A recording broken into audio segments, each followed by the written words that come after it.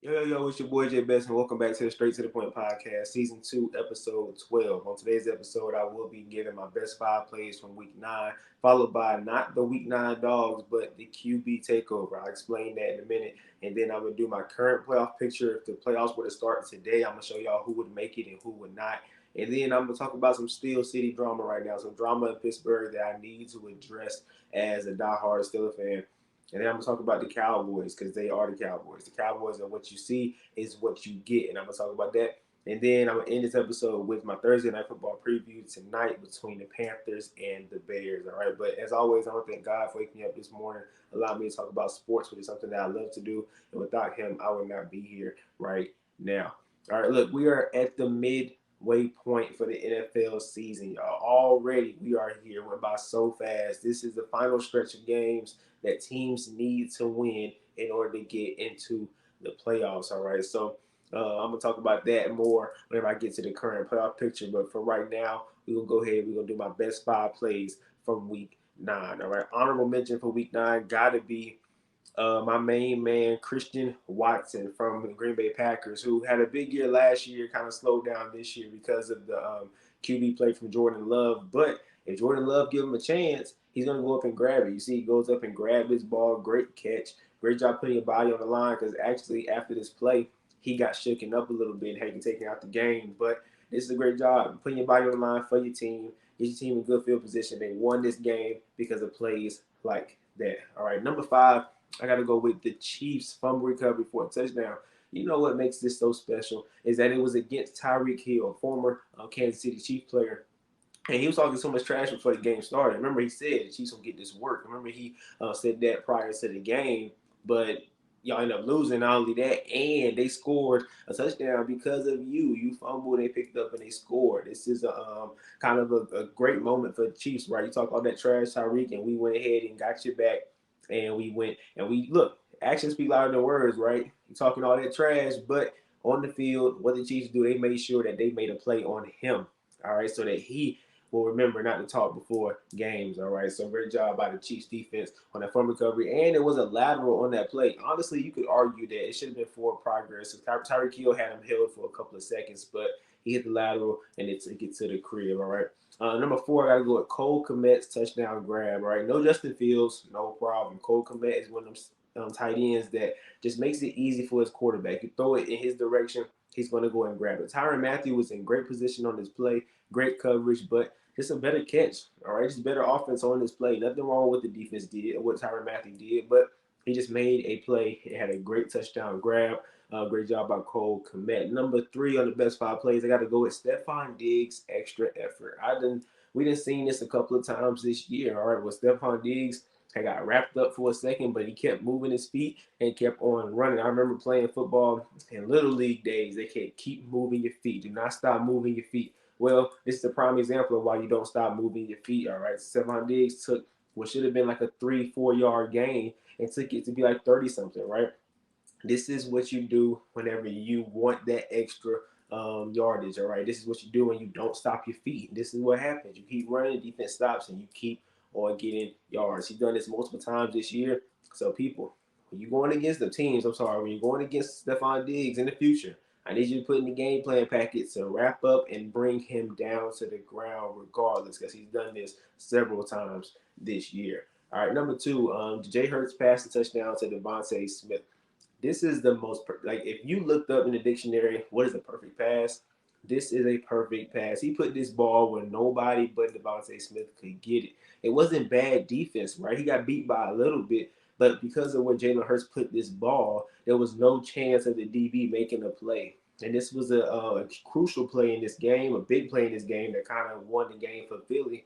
And Jalen Hurts has been making passes like this all year, but not to this extent. All right, this was a perfect dot that he put on the outside shoulder of Devontae Smith for the touchdown against the Cowboys. So great job by Jalen Hurts and great grab by Devontae Smith as well. That's a number 2 play. Number 1, all right, I got to go with Keenan Allen's circus catch.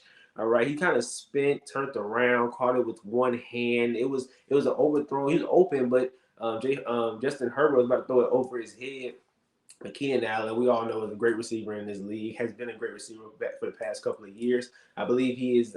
He just He just got past 10,000 yards. Sorry, for the Chargers all-time receiving yards. He has 10,000 now, and Keenan Allen making plays like this week in and week out. All right, so great grab by Keenan Allen. Justin Herbert, give him a better ball, bro. He's wide open, but because you have that luxury of having an elite receiver, he's going to go and make you look good regardless. All right, so those are my best 5 plays from week 9.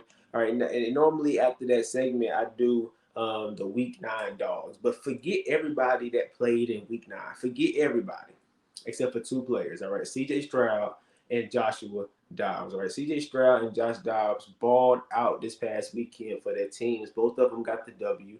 All right, they both threw game-winning touchdowns. And then for Joshua Dobbs, somebody asked me yesterday whose performance was better. Right, CJ Stroud threw 470 yards, 5 touchdowns. I believe he had like a 147 passer rating in that game. Josh Dobbs threw 2 touchdowns, ran 1. But like I said, they both threw a game-winning touchdown for their team. So somebody asked me yesterday whose performance was better. And I got to go with Joshua Dobbs. All right, yes, CJ Stroud had the statistical better game, but Josh Dobbs was traded to the team last week, or I think it was on Tuesday or Wednesday, right before the trade deadline. He got traded to the Vikings. He wasn't supposed to play in this game, right? The starting quarterback had got hurt. He gets thrown into the fire. I'm pretty sure he barely knows the playbook. There's no Justin Jefferson, so it's not like you have a receiver we can throw it up and say, go get it. You have Jordan Addison and TJ Hockenson, but you don't have that elite, that guy at receiver and Justin Jefferson. So he goes in there, get thrown into the fire, and he makes plays with his legs and his arm, and he wins this battle with the Atlanta Falcons. So I think that's the more impressive performance to me because of the circumstance, right? Him just being thrown into the fire and then responding the way he did, and he had poise and just making plays in general for his team and win. I actually saw that game and saw him go in there and do what he did, which was very special. But not to take any credit away from CJ Stroud, because what CJ Stroud did, well, actually, what he's doing, forget what he did. I told y'all at the beginning of this year that Bryce Young and CJ Stroud, I'm not expecting y'all to win games. Just show me flashes that y'all are starting QBs in this league. That's all you got to do because nobody's expecting much. Y'all don't have any weapons, right? Bryce Young's best weapon is Adam Thielen, who's at the end of his career, but he's playing pretty good this year, right? And then you look at CJ Stroud, he has no receivers. I mean, I know Houstonians, Houston fans will say Tank Dell's pretty nice, but come on now. Tank Dell is not even a top 30, top 40 receiver in this league, if we're being honest. So CJ Stroud does not have a number 1 receiver. He barely has a number 2 receiver. So for him to be doing what he's doing, he has now put pressure on every single QB that's going to be drafted top 5 from here on out. Because like I said, some QBs, they get drafted to bad organizations like CJ Stroud and Bryce Young. And for me, the expectations are low. Just show us flashes the rookie year. You don't got to win games, right? But now CJ Stroud is saying, no, I'm going to come in here and I'm going to make plays and I'm going to win games as well with whoever is at receiver for me. So he has now moved the standard. He has now pushed up the standard for quarterbacks getting drafted top 5. Like, you have no choice but to come in and ball out now because of what CJ Stroud is doing with no weapons in a pretty shaky O-line, right? So CJ is making history right now because he is changing the perception of top 5 QBs being drafted. Now you got to come in and you got to ball out. He's also making Bryce Young look pretty bad right now. I know Bryce Young won the head-to-head matchup, but Bryce Young didn't have a great game, right? And Bryce Young honestly has not. I think he had one good game, but CJ Stroud has had multiple. And honestly, CJ Stroud is showing that, hey, he probably should have been the number 1 pick. I think Bryce Young is going to be better, right, over time. He's not going to be bad. I think he's going to be a good quarterback in the future. But CJ Stroud is a good quarterback right now.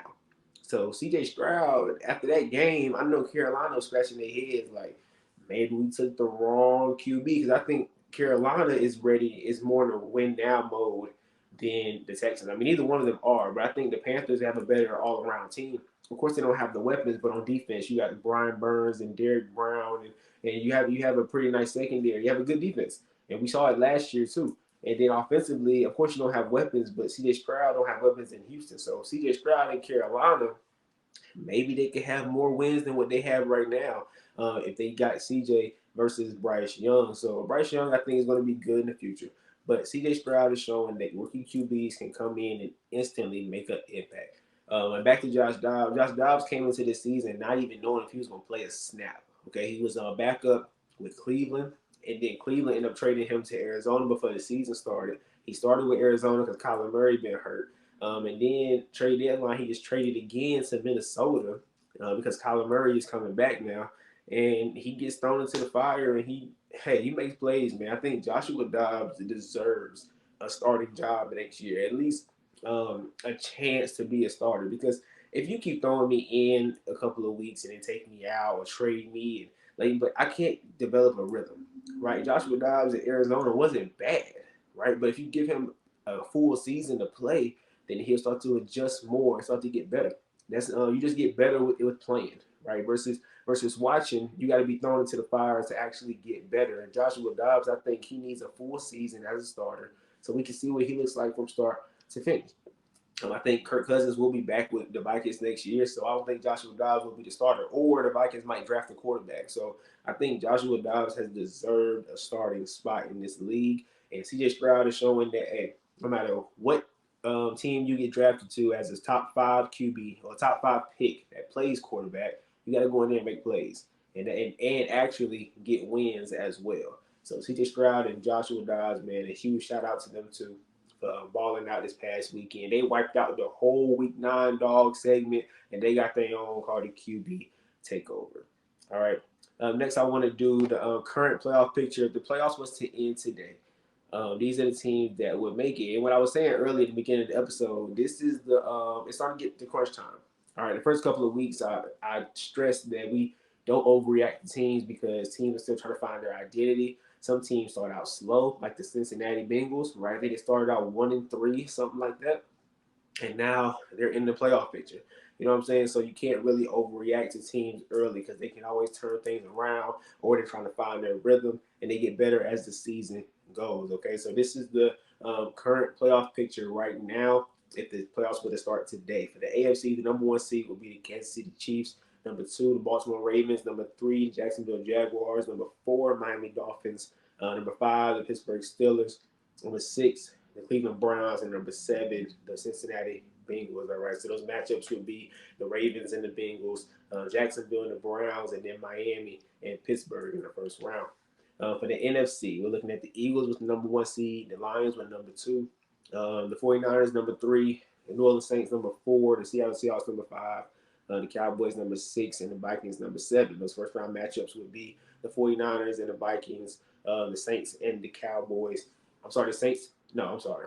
The Lions and the Vikings, the 49ers and the Cowboys, Saints and Seahawks. Sorry, the way I had it written up, I got a little confused right there. But that is the playoff picture is if the league was to end today. All right, of course it doesn't, so the playoff picture could change a whole lot from now until the final game of the season. But like I said, it's starting to get real. All right, now you got to start winning games to either keep your playoff spot or to get into your playoff spot. Nobody was worried about a playoff picture week 1, week 2, week 3, but now that we are in week 9, heading into week 10, it's starting to get serious. So teams got to get it together and start collecting wins. All right. So that was, like I said, the playoff picture. If the league was to, or the NFL was to end right now, or the season was to end right now. All right. Next, this is a segment that's pretty close, near and dear to my heart because, as y'all know, just look around, you see that I am a diehard, still a fan. I do bleed black and yellow. All right, been bleeding that for 21 years now. Well, 20 years and a couple of days actually. All right, but George Pickens, for those of y'all that's really into social media, y'all might have saw that he posted something on his Instagram story that said "Free me."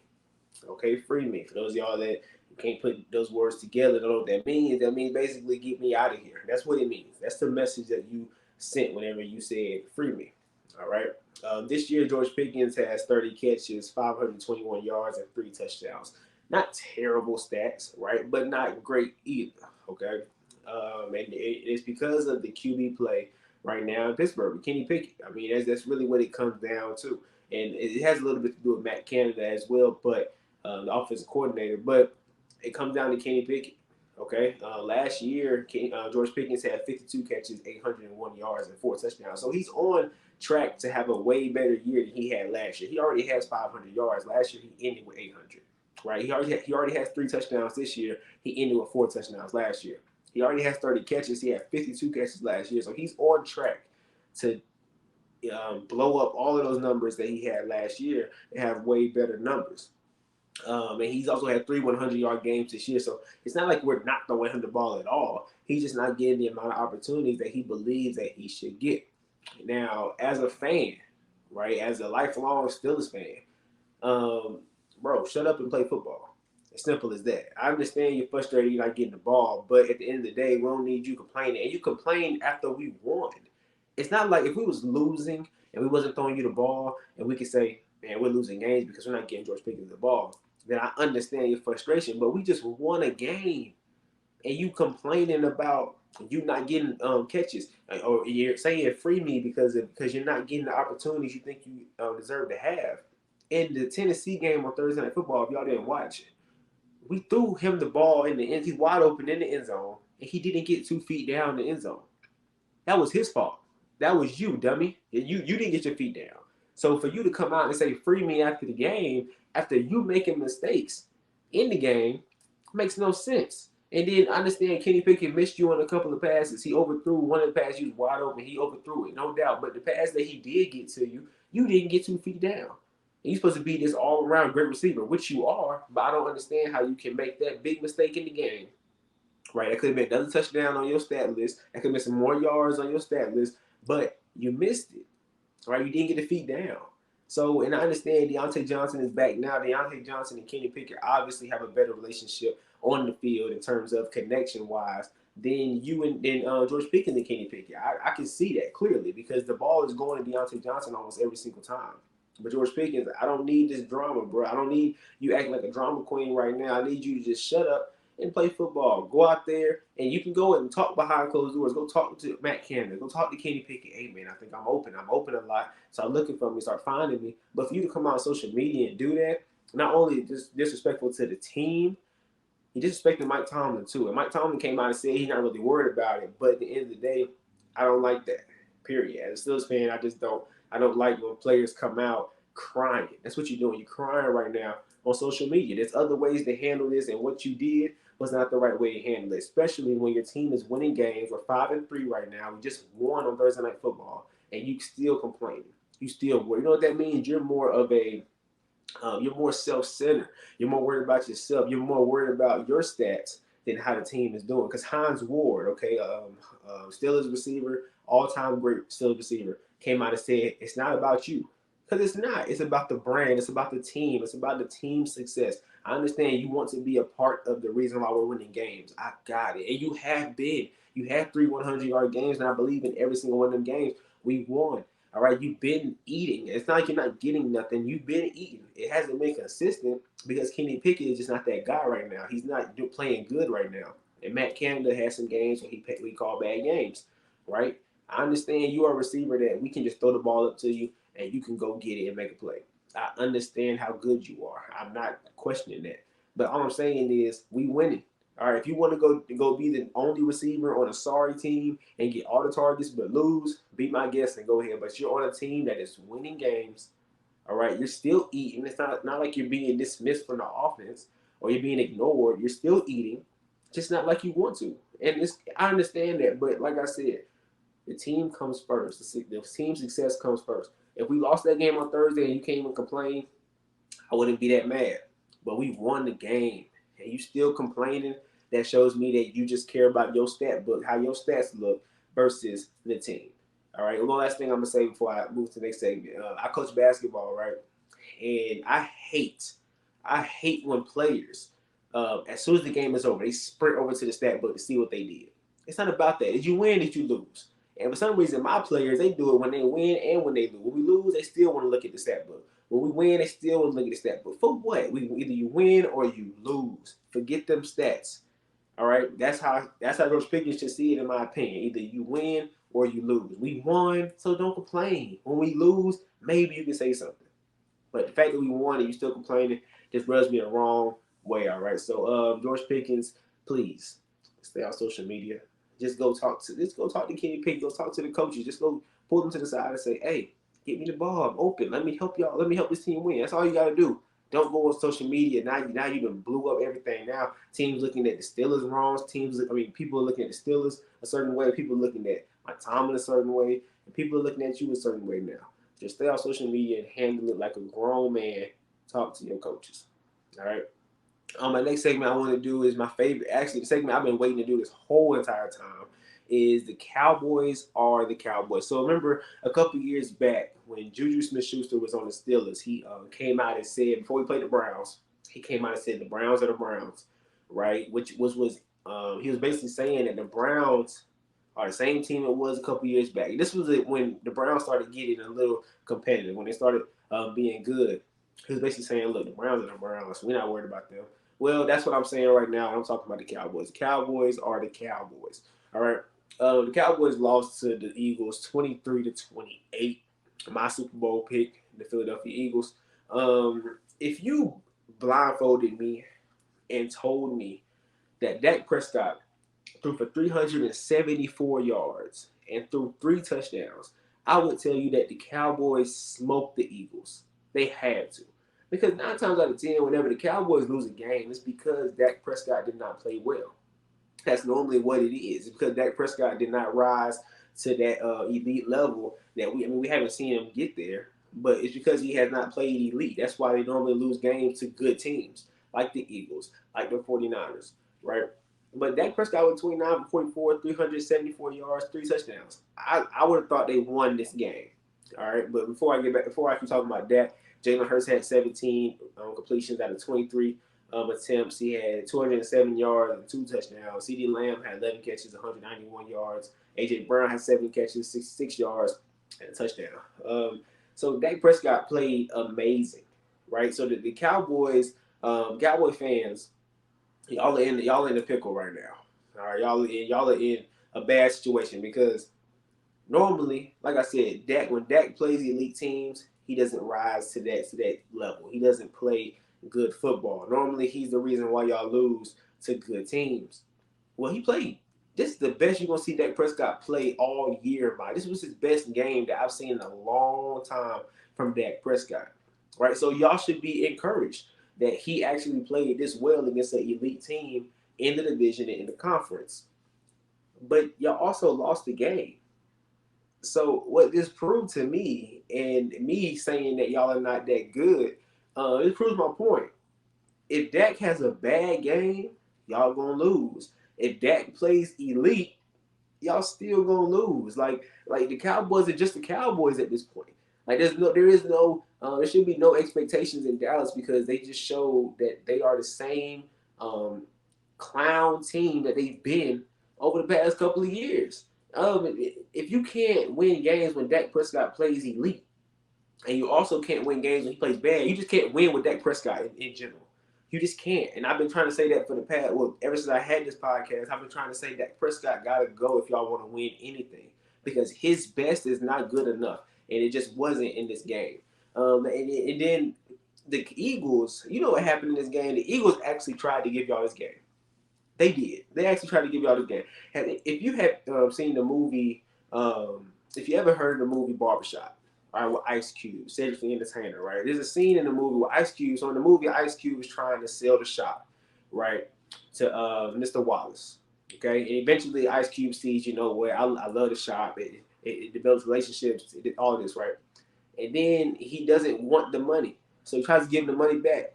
And in this scene, Mr. Wallace's bodyguard is chasing Ice Cube and saying, "You're going to take this money." Ice Cube saying, "I don't want it. I don't want." You know what? Just show the clip. Show the clip. Show the clip. No, man, you keep it. You got some.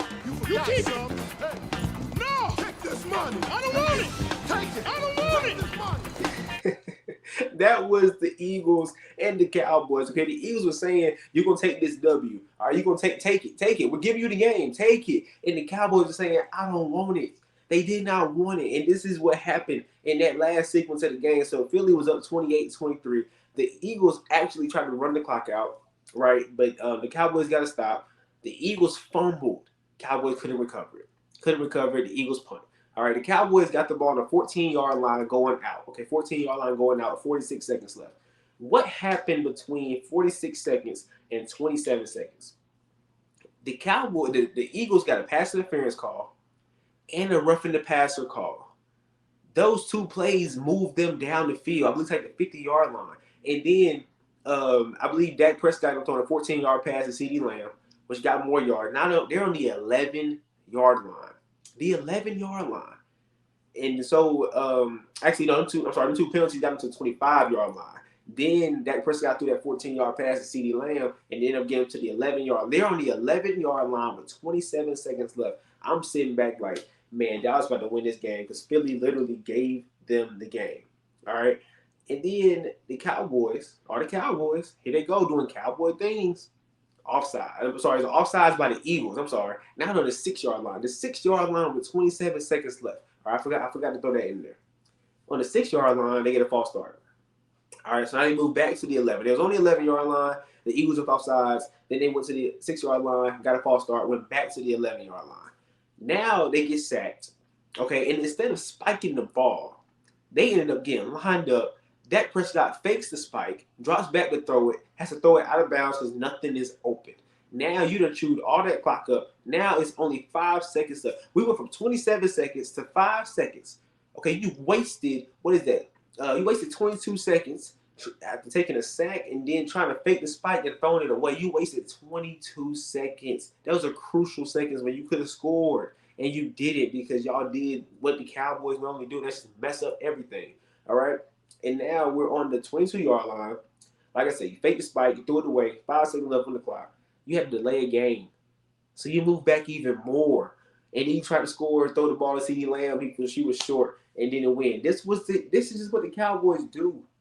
All right. And it's sad because people have their expectations for the Cowboys is so high. But how can it be when they do this in crucial games and crucial moments against elite teams? They just lose the game. Like I said, show that clip again. No, man, you keep it. You got some. You keep some. No! Take this money. I don't want it. Take it. I don't want it. That was the Cowboys and the Eagles. The Eagles, like I said, the Eagles are trying to give away the game. And the Cowboys saying, I don't want it. Please, I don't want it. And they showed it with those flags at the end of the game. Right? The Eagles tried to give it to them by having the passing interference, roughing the passer. Then the Cowboys have a false start. They take a sack, fake the spike, they throw it away. Then they get a delay of game. And it's just, look, the Cowboys are the Cowboys.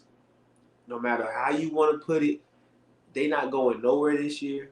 They're not going nowhere next year or the year after that. They will continue to be, at best, a one-win team in the playoffs. So they'll win the wild card round. Then they're going home divisional round. If Cowboy fans are encouraged, oh my God, Michael Parsons came out after the game and said, we're more confident now that we lost the game, right? But we were so close. We're so confident now. Why are you lost? You lost. Your quarterback played the best game of his career and y'all lost. He played the best game against an elite team and y'all lost. He's normally the reason why y'all lose. So when he plays good, y'all lose too?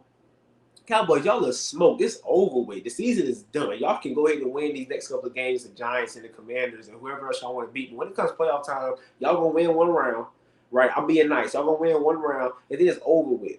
Just like every other year. Dak Prescott is constantly hitting his head on the ceiling because this is the best he can do. Y'all will not get no more from Dak Prescott.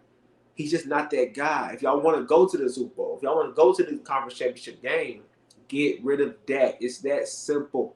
If there's a will, there's a way. People keep saying, oh, we paid him all this money. Oh, it'd be impossible. Who else could? If there's a will, there's a way. Jerry Jones, you wasting minutes.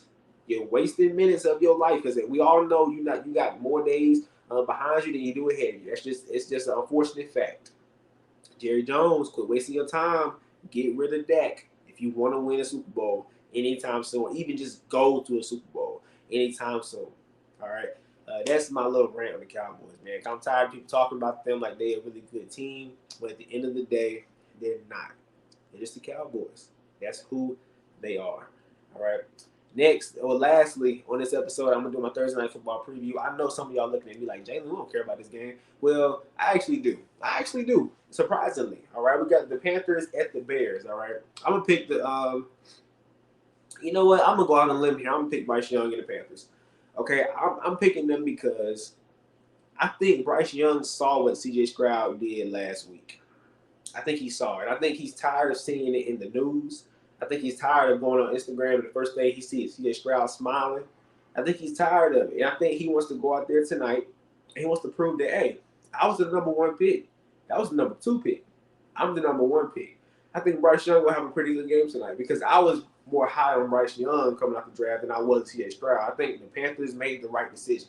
Okay.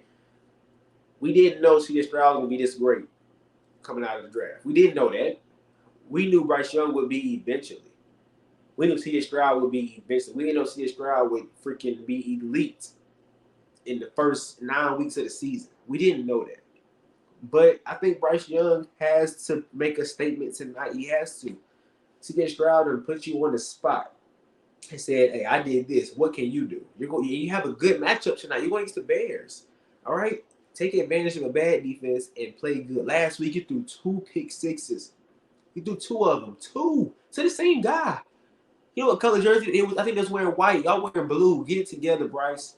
Get it together. This week, tonight, I got Bryce having a huge game, and I got Bryce Young and the Panthers winning this game because I just need him to dig deep and say, hey, that's cool. The Texans got CJ Stroud, but the Panthers got Bryce Young. All right, I got Bryce Young and the Panthers tonight at Chicago. Nothing against Chicago. Chicago's not a good team, but this is more about Bryce Young basically making a statement. CJ Stroud was the number 2 pick. There's a reason why I was the number 1 pick. Show me tonight on Thursday Night Football in Chicago against the Bears. All right, but that is it for today, y'all. That was a pretty solid episode. I think that's one of my favorite ones that I've done this year, honestly. And I want to thank everybody for watching.